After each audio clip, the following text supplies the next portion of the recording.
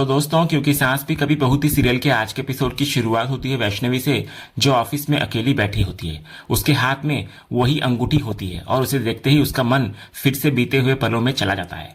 उसे अपनी और पार्थ की सगाई का वो पल याद आने लगता है जब दोनों ने एक दूसरे को अंगूठी पहनाई थी। उन यादों की वजह से वो और भी ज्यादा भावुक और उदास दिखाई देता है। इसी बीच वहां रियांश पहुंचता है। वो माहौल को हल्का करने की कोशिश करता है और बोलता है कि उसे खुशी है कि वैष्णवी ने उसे चुना। वो कहता है कि अब जब दोनों एक नए रिश्ते की तरफ बढ़ रहे हैं तो उसकी पसंद उसके लिए बहुत मायने रखती है। फिर वो वैष्णवी से कुछ मिनट मांगता है और अपने साथ लाई हुई शेरवानियों की एक कैटलॉग उसके सामने रखता है। वो मजाकिया अंदाज में कहता है कि शादी के लिए उसे कौन सी शेरवानी पहननी चाहिए ये फैसला वैष्णवी करे। यहां तक कि वो ये भी कहता है कि जो डिजाइन वैष्णवी चुनेगी उसे वो बाद में फ्रेम करके रखेगा, क्योंकि वो उसकी पसंद होगी। फिर वो मुस्कुराते हुए इशारा करता है कि आखिर वो खुद भी तो उसकी पसंद ही है। इसके बाद वो उसके पास बैठकर अलग अलग डिजाइन दिखाने लगता है और कहता है कि कैटलॉग भी सामने है और वो खुद भी मौजूद है, इसलिए अब उसे ही बताना होगा कि कौन सा डिजाइन सबसे अच्छा रहेगा।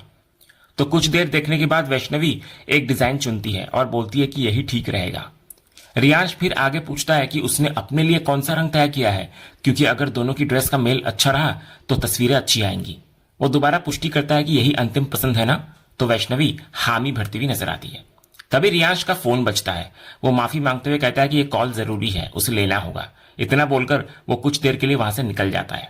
लेकिन इधर ये पूरा दृश्य कोई और भी देख रहा होता है। दूसरी तरफ पार्थ दूर खड़ा ये सब कुछ देख चुका होता है। जैसे ही रियांश बाहर जाता है, पार्थ अंदर आता है और सीधे वैष्णवी के पास पहुंचता है। वो काम की बात से शुरुआत करता है और एक कंसाइनमेंट के बारे में पूछता है, तो वैष्णवी उसे याद दिलाती है कि वो काम तो पार्थ खुद देख रहा था, फिर उससे क्यों पूछा जा रहा है। तो पार्थ बात को आगे बढ़ाते हुए कहता है कि इन्वेंट्री का हिस्सा तो वैष्णवी संभाल रही थी। लेकिन अगले ही पल वो तंज कसता है। वो कहता है कि शायद वो भूल गया था कि इन दिनों उसका पूरा ध्यान शादी की तैयारियों में लगा हुआ है और अभी तो होने वाले पति के लिए शेरवानी तक चुनी जा रही है। इसके बाद उसका लहजा और तीखा होता हुआ नजर आता है। वो बोलता है कि यह ऑफिस है, यहाँ लोग काम करने आते हैं, इसलिए बेहतर होगा कि वो घर जाकर शादी की तैयारियां करे और बाकी लोगों का समय खराब ना करे। तो वैष्णवी ये सुनकर गुस्सा हो जाती है और साफ बोलती है कि उसे ये बताने की जरूरत नहीं है कि उसे क्या करना है और क्या नहीं। वो याद दिलाती है कि काकी के साथ मिलकर उसने बंधेज का काम शुरू किया था, इसलिए उसे अच्छी तरह पता है कि यहाँ उसकी क्या जिम्मेदारियां हैं। फिर वो पार्थ से कहती है कि एक बात वो भी याद रखे कि ये ऑफिस जितना उसका है उससे कई ज्यादा काकी का है। वो यहाँ काकी को जवाब देती है, पार्थ को नहीं। इसलिए सवाल करने का अधिकार भी उन्हीं का बनता है, पार्थ का नहीं। लेकिन पार्थ भी अपनी बात पर अड़ा रहता है। वो ताना मारते हुए कहता है कि अगर वो आज भी इस ऑफिस में मौजूद है तो सिर्फ बा की वजह से, वरना अगर फैसला उसके हाथ में होता तो वो कब का वैष्णवी को यहाँ से बाहर का रास्ता दिखा चुका होता। इसके बाद अब वैष्णवी भी पूरी तरह गुस्से में आ जाती है। वो पूछती है कि आखिर उसे किस बात का घमंड है, पैसे का, नाम का या बड़े खानदान का। फिर वो उसे याद दिलाती है कि वो भी उसी परिवार की बहू बनने जा रही है और उसकी शादी भी उसी घर के बेटे से होने वाली है। यही बात पार्थ को और भड़का देती है। वो कटाक्ष करते हुए कहता है कि शायद यही उसकी असली सोच है और अगर वो रियांश से शादी करना चाहती है तो करे। इतना बोलकर वो वहां से निकलने लगता है, लेकिन उसकी बातों से वैष्णवी को अंदर तक चोट पहुंचती है। गुस्से और दर्द में वो पास रखा हुआ ग्लास जोर से फेंक देती है। ग्लास टूटता है और उसके टूटे हुए टुकड़ों से उसके हाथ में चोट लग जाती है। उधर बाहर जा रहा पार्थ कांच टूटने की आवाज सुनते ही रुक जाता है। वो पीछे मुड़कर देखता है और जैसे ही उसकी नजर वैष्णवी के घायल हाथ पर पड़ती है, वो बिना सोचे समझे वापस उसकी तरफ दौड़ पड़ता है। उसका गुस्सा एक पल में चिंता में बदल जाता है। वो घबराकर उसका हाथ पकड़ने की कोशिश करता है और बोलता है कि आखिर उसने ये क्या कर लिया, इतना खून निकल रहा है। लेकिन वैष्णवी हाथ दिखाने तक को तैयार नहीं होती। उससे दूरी बनाने की कोशिश करती है, लेकिन पार्थ उसकी बात नहीं सुनता। वो जबरदस्ती उसका हाथ देखता है और कहता है कि अगर गुस्सा था तो उस पर निकालती, खुद को चोट पहुंचाने की क्या जरूरत थी। फिर वो तुरंत अपना रुमाल निकालता है और उसके हाथ पर बांधता है ताकि खून रुक सके। इसी दौरान पीछे से रियांश वहां पहुंचता है। जैसे ही उसकी नजर वैष्णवी के घायल हाथ पर पड़ती है, वो तुरंत बीच में आता है और पार्थ को उससे दूर कर देता है। उसके चेहरे पर साफ गुस्सा दिखाई दे रहा होता है। वो पहले वैष्णवी के हाथ की तरफ देखता है और घबराकर पूछता है कि उसे इतनी चोट कैसे लगी। एक पल के लिए उसे लगता है कि कहीं पार्थ की वजह से तो ये सब नहीं हुआ, लेकिन वैष्णवी तुरंत बात को संभाल लेती है और बोलती है कि यह चोट उसे खुद से लगी है। इसके बाद रियांश का गुस्सा सीधे पार्थ पर फूट पड़ता है। वो उसके पास जाकर तंज भरे अंदाज में उसको छछुंदर कहकर बुलाता है और बोलता है कि अब जब उसका और वैष्णवी का रिश्ता खत्म हो चुका है तो उसे उससे दूरी बनाकर रखनी चाहिए। फिर वो साफ शब्दों में कहता है कि अब वैष्णवी उसकी होने वाली पत्नी है और उसकी जिम्मेदारी भी वही संभालेगा। इसी वजह से वो पार्थ को दोबारा उसके करीब न आने की चेतावनी देता है और गुस्से में लगभग चिल्लाते हुए कहता है कि वो वैष्णवी से दूर रहे। तो इधर पार्थ भी जवाब देने से पीछे नहीं हटता। वो बोलता है कि वो यहाँ सिर्फ काम के सिलसिले में आया था और उसे इस रिश्ते में कोई लेना देना नहीं है। वो सिर्फ इसलिए रुका क्योंकि वैष्णवी को चोट लगी थी। लेकिन रियांश उसकी एक नहीं सुनता। वो कहता है कि अगर वैष्णवी को संभालने की जरूरत है तो अब वो खुद मौजूद है। इसके बाद वो साफ तौर पर पार्थ को वहां से चले जाने के लिए कहता है। आखिरकार पार्थ वहां से निकल जाता है। उसके जाने के बाद रियांश फर्स्ट एड बॉक्स लेकर आता है और खुद वैष्णवी के हाथ की पट्टी करने लगता है। माहौल थोड़ा शांत होता है लेकिन उसके शब्दों में चिंता साफ महसूस होती है। वो बोलता है कि अब तो उसे कुछ मिनट के लिए अकेला छोड़ना भी रिस्क हो गया है। फिर वो बड़े नरम अंदाज में वैष्णवी को अपना ध्यान रखने के लिए कहता है। वैष्णवी उसकी इस चिंता के लिए उसका धन्यवाद करती है। इसके बाद रियांश उसको याद दिलाता है कि कुछ ही देर में उन्हें निकलना होगा क्योंकि उसकी मां ने दोनों को घर पर बुलाया है। अगले सीन में हम देखते हैं कि रियांश और वैष्णवी साथ में गाड़ी से शांति निकेतन की तरफ जा रहे होते हैं। रास्ते में वैष्णवी पूछती है कि आखिर नियति आंटी ने उसे अचानक क्यों बुलाया है, लेकिन रियांश बोलता है कि उसे भी इसके बारे में कुछ पता नहीं, जो भी बात होगी घर पहुंचकर ही पता चलेगा। फिर वो बातों बातों में एक और बात कहता है। वो बोलता है कि अब उनकी शादी होने वाली है और उसकी माँ वैष्णवी की भी माँ बनने वाली है, इसलिए अगर वो उन्हें आंटी की जगह माँ कहे तो उसे बहुत अच्छा लगेगा। तो वैष्णवी भी उसकी बात पर हामी भरती है। इसके बाद दोनों शांति निकेतन के गेट तक पहुंचते हैं, लेकिन पहुंचने से ठीक पहले एक छोटा सा पल आता है जो माहौल को थोड़ा बदल देता है। गाड़ी से उतरने से पहले वैष्णवी के पैरों के पास एक छोटी शराब की बोतल गिर जाती है। वो उसको उठाती है और हैरानी से रियांश की तरफ देखती है क्योंकि उसने हमेशा कहा था कि वो ड्रिंक नहीं करता। फिर वो सामान्य तरीके से पूछती है कि अगर उसकी कोई और आदत भी है तो उसे अभी बता दे। आखिर शादी के बाद दोनों को एक दूसरे के बारे में सब कुछ पता होना चाहिए। तो रियांश इस पर तुरंत सफाई देता है। वो बोलता है कि यह बोतल उसके किसी क्लाइंट के लिए थी, सिर्फ बिजनेस एंटरटेनमेंट के लिए। लेकिन वैष्णवी आगे पूछती है कि कौन सा क्लाइंट, क्योंकि वो भी तो लगभग सभी क्लाइंट्स को जानती है। यहीं पर रियांश बात को दूसरी दिशा में ले जाता है। वो बोलता है कि अगर वो चाहे तो सब कुछ बता सकता है, लेकिन क्या इसका मतलब यह है कि उसे उस पर भरोसा नहीं है?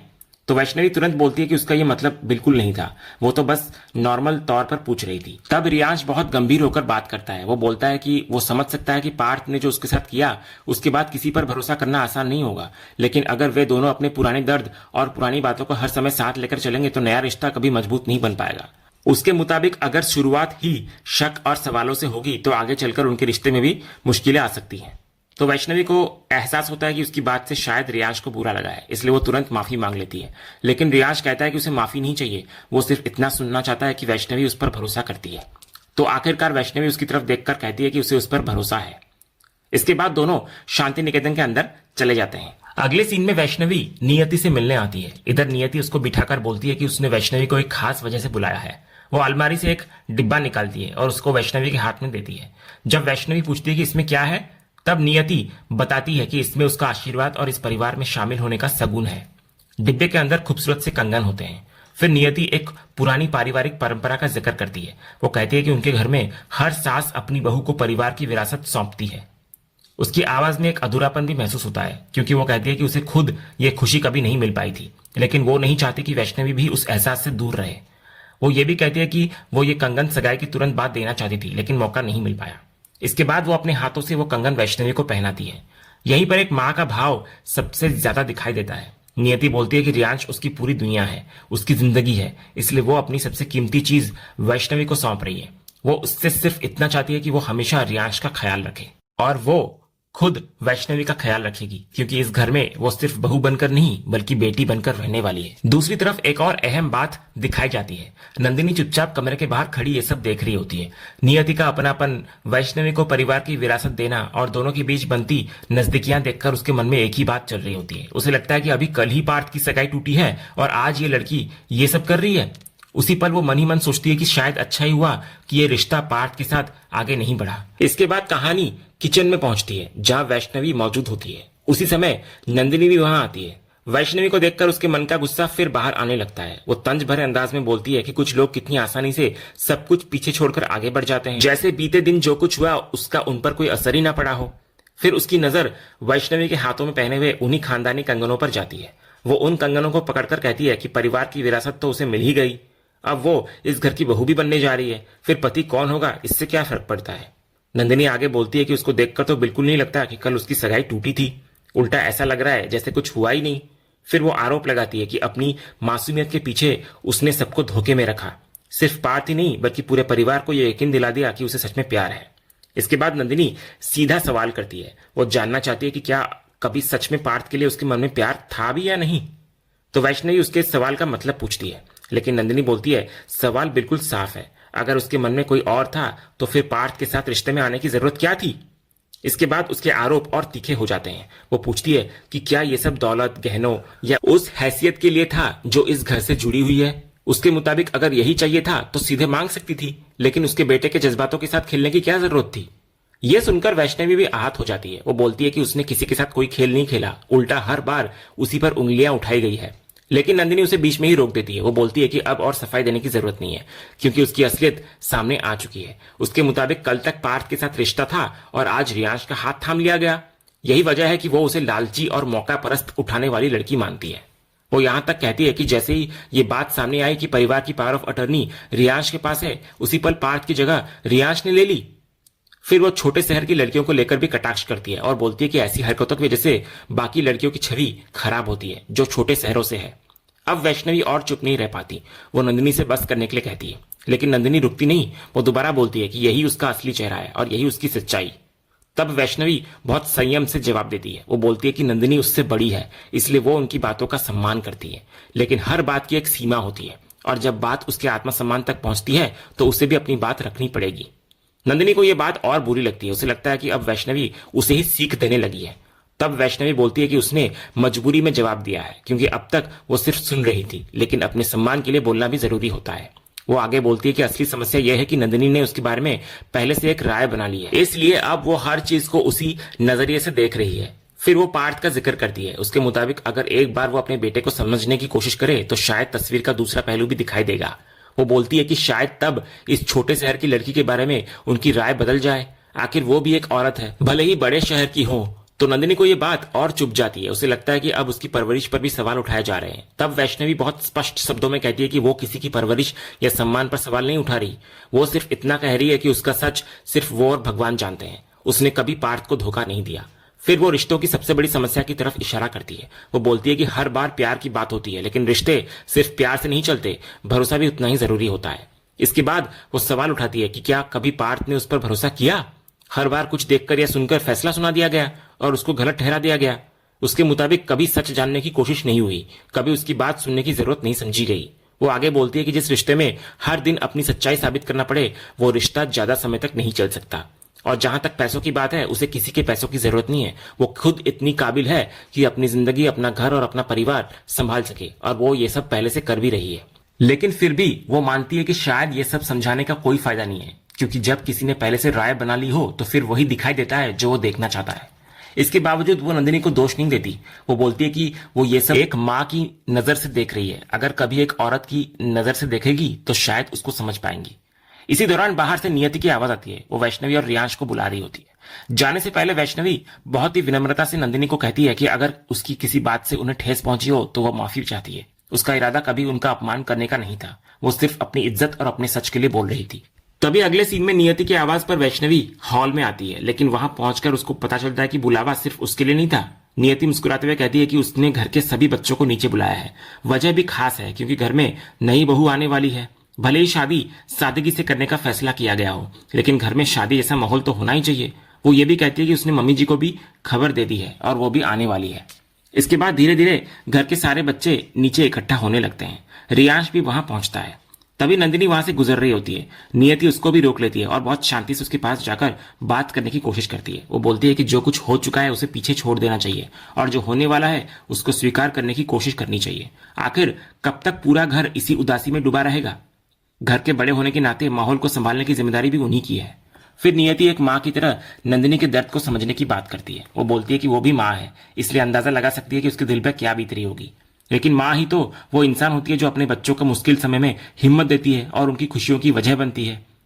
इसी भावुक अंदाज में वो नंदिनी से बोलती है कि एक माँ होने के नाते वो उसकी खुशियों का हिस्सा बन जाए, क्योंकि ये पल उसकी लाइफ में दोबारा नहीं आने वाला। लेकिन नंदिनी फिर भी तैयार नहीं होती। तो नियति उसको याद दिलाती है कि पार्थ खुद बोल चुका है कि उसे इस रिश्ते से कोई आपत्ति नहीं है, तो फिर वो क्यों खुद को इस तरह पीछे खींच रही है। इसके बाद नियति सीधे पार्थ के पास पहुंचती है और उससे कहती है कि वो अपनी माँ को समझाए। तो पार्थ नंदिनी के पास जाता है और उसको कहता है कि वो मानता है कि ये सब आसान नहीं है, लेकिन फिर भी वो बोलता है कि अगर किसी को इस रिश्ते से खुशी मिल रही है तो उसे उससे कोई परेशानी नहीं है। फिर वो अपनी माँ को साथ लेकर बाकी सबके बीच आकर बैठ जाता है। इसके बाद माहौल थोड़ा हल्का होने लगता है। तभी रियांश अचानक अपना हाथ वैष्णवी की तरफ बढ़ाता है और उसको डांस के लिए इनवाइट करता है। कुछ पल की झिझक के बाद वैष्णवी उसका हाथ थाम लेती है और दोनों साथ में डांस करने लगते हैं। इधर ये पूरा नजारा पार्थ भी देख रहा होता है। सामने वैष्णवी और रियांश को करीब आते देखकर उसके चेहरे पर दर्द साफ दिखाई देने लगता है। वो नजरें फेर लेता है और दूसरी तरफ देखने लगता है, लेकिन दिल का तूफान छुपा नहीं पाता।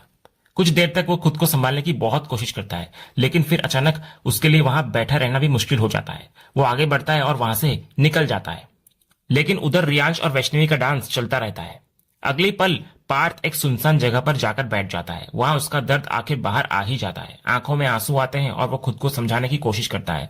वो मन ही मन यही दोहराता है कि अगर वैष्णवी को फर्क नहीं पड़ता तो उसे भी नहीं पड़ना चाहिए। और यही वजह है कि कुछ देर बाद पार्थ दोबारा उसी जगह लौट आता है।